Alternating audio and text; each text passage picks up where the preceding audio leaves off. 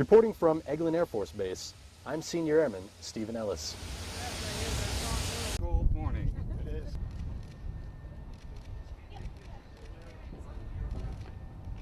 Britain's newest made fighter jets, due to come into service in less than 3 years, could face severe delays and yet another embarrassing software hiccup for the Ministry of Defense, MOD.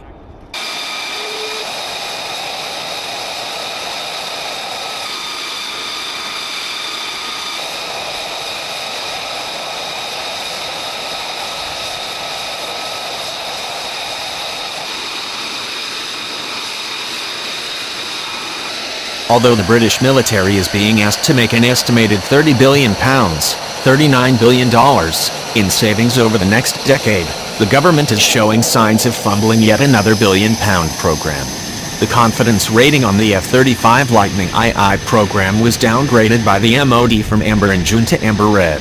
Concerns about software, simulators and weapons could see the troubled jets delayed. The retirement of the Royal Air Force's Harrier jet, also capable of STOVL operations. This was the first STOVL flight performed by a member of the British Armed Forces. There's a huge difference in that whoever designed this thing was obviously 40 years further on than the person that designed the Harrier, and technology has increased so much more that this is leaps and bounds easier than the Harrier. Squadron Leader Nichols and other members of the Royal Air Force joined in a co-op training mission with the U.S. Marine Fighter Attack Training Squadron 501 at the 33rd Fighter Wing at Eglin.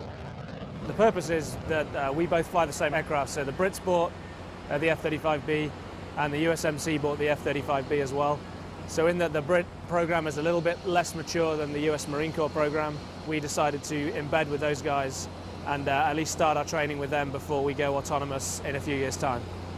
In total, the United A 3-page note from the National Audit Office, NAO, was made for the Parliamentary Public Accounts Committee overseeing spending on the multi-billion-pound program.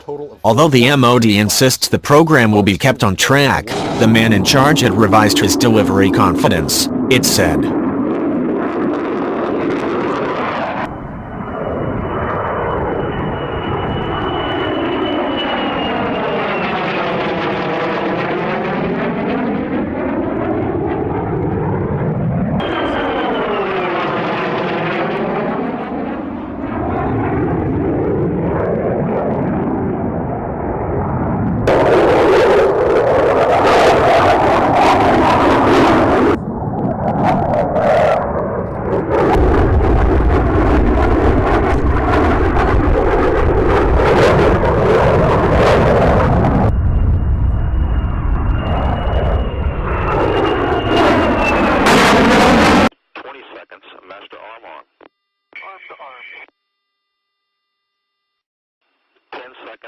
Clear to release.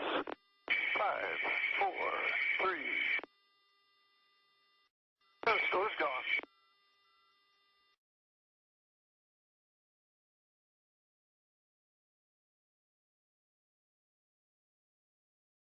This reflected concerns that simulators to train UK pilots would not be representative of the UK aircraft standard, that there were delays to providing UK-specific software programming, and that the schedule to deliver the UK weapons program required further work.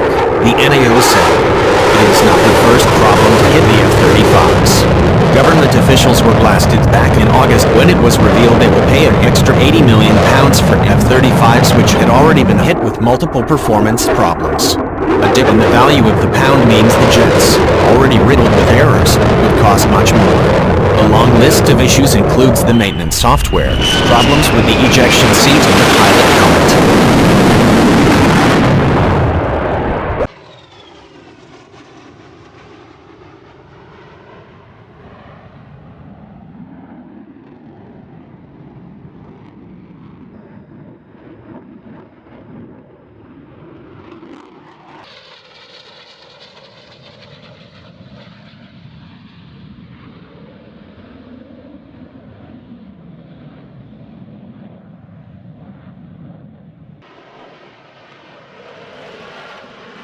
The UK is purchasing 138 F-35s for use by the Royal Navy and Royal Air Force, RAF, on 2 new aircraft carriers despite sweeping cuts which could see personnel numbers slashed. The first is planned to be in operation from HMS Queen Elizabeth by the end of 2020. However, it is now being rumored that Queen Elizabeth may be brought into service early to join the global effort against North Korea. Weapons experts have blasted the MOD's £150 billion order. However, as the aircraft is plagued by an unbelievably abnormal number of issues, thanks you.